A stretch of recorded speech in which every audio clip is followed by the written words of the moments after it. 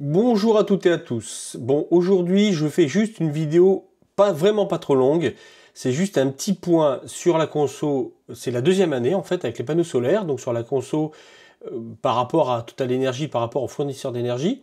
Je vais pas vous faire de tableau avec la consommation par mois, par heure, etc.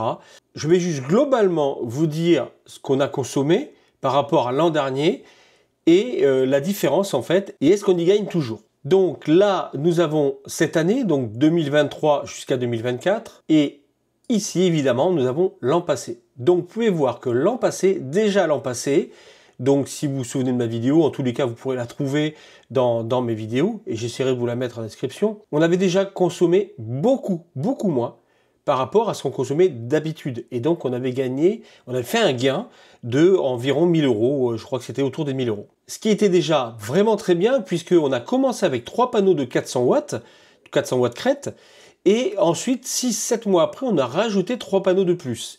Et avec ça, on a pu économiser, faire une économie de plus de 1000 euros, à peu près, il me semble que c'était autour des 1000 euros, déjà ce qui paye un panneau et demi.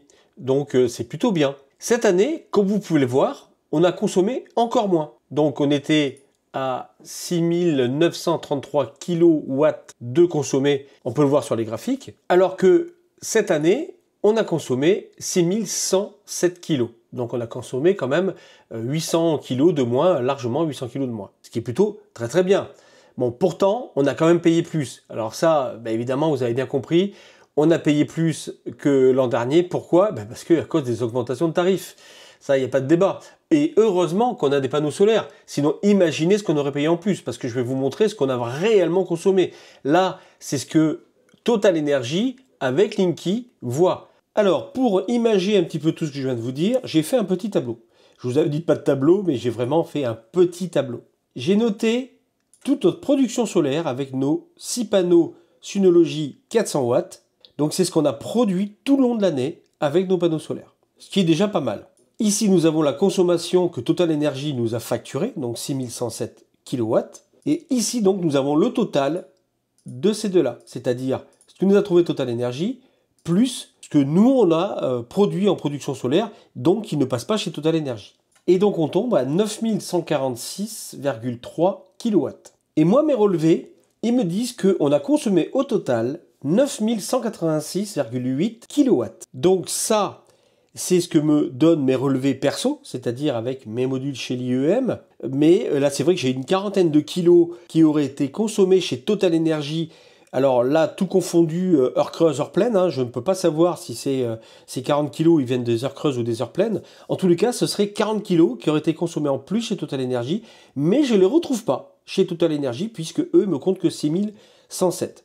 Alors, est-ce que ça vient du Linky? Est-ce que ça vient de mes appareils de mesure qui se trompent un petit peu? Bon, voilà. Mais en tous les cas, 40 kg, quand on sait que le kilo a 0,2119 hors taxe le kilo, ça ne va pas chercher bien loin la différence de prix. Voilà. Mais donc, c'est pour ça que je vous le dis quand même, vous pouvez avoir une différence entre vos appareils de mesure et ce que va trouver le Linky et ce que va trouver le fournisseur d'énergie. Mais je vais quand même tenir compte de ce qu'a trouvé Total Energy, puisque c'est ce qu'on paye réellement, et ce que ma production solaire a donné.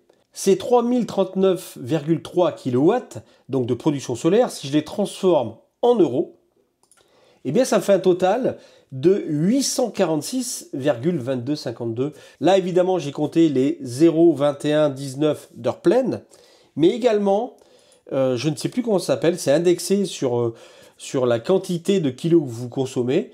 Voilà, et donc du coup, j'ai refait le pourcentage et ça fait une soixantaine d'euros. Je m'aperçois qu'en fait, nous produisons un tiers de notre consommation. Puisque notre consommation, c'est 9000 watts, on nous en compte 6000, on en a produit 3000, donc déjà un tiers de notre conso se fait avec les panneaux solaires. C'est quand même plutôt bien. Moi, qu'est-ce que me montre ce tableau? Et c'est ça qui est pour moi l'important. C'est est-ce que c'est rentable d'avoir des panneaux solaires? En tous les cas, pour notre part, à nous qui sommes 100% électriques, on n'a rien d'autre, que ce soit les plaques, les lumières, le chauffage, tout est électrique. Donc 100% électrique, nous avons un tiers de notre consommation qui est produit par les panneaux solaires. Cette année, qu'est-ce qu'on a gagné? Eh bien, on a gagné 846 euros. 846 € avec les presque 1000 € de l'an dernier. Donc ça fait pas tout à fait 2000 €. Donc on n'a pas encore amorti complètement 3 panneaux. Mais là on y est presque.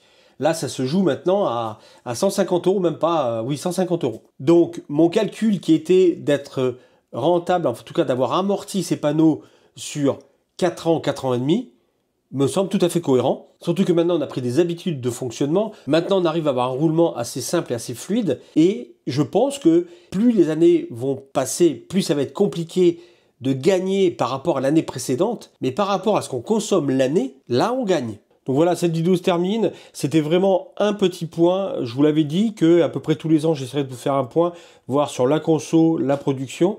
Et je pense que est-ce qu'il y a vraiment besoin d'en savoir plus? Je suis pas très convaincu. Moi, l'essentiel, c'est que je vois que je puisse amortir mes panneaux et qu'ils soient rentables au bout d'un certain moment et pas dans 30 ans. Et ça peut vraiment donner une idée aux personnes qui encore hésitent.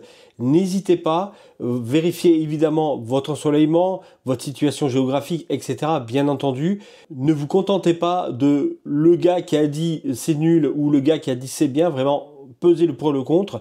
Mais sachez que dans un coin où on n'est pas forcément hyper ensoleillé parce qu'on est un petit peu dans un trou, en Aquitaine, on peut quand même produire un tiers de sa consommation 100% électrique. Voilà, cette courte vidéo est terminée. Merci de l'avoir visionnée. Comme d'habitude, si vous avez aimé, mettez un like, partagez, abonnez-vous, ça fait plaisir. Activez la cloche, vous serez averti de la prochaine vidéo. À bientôt.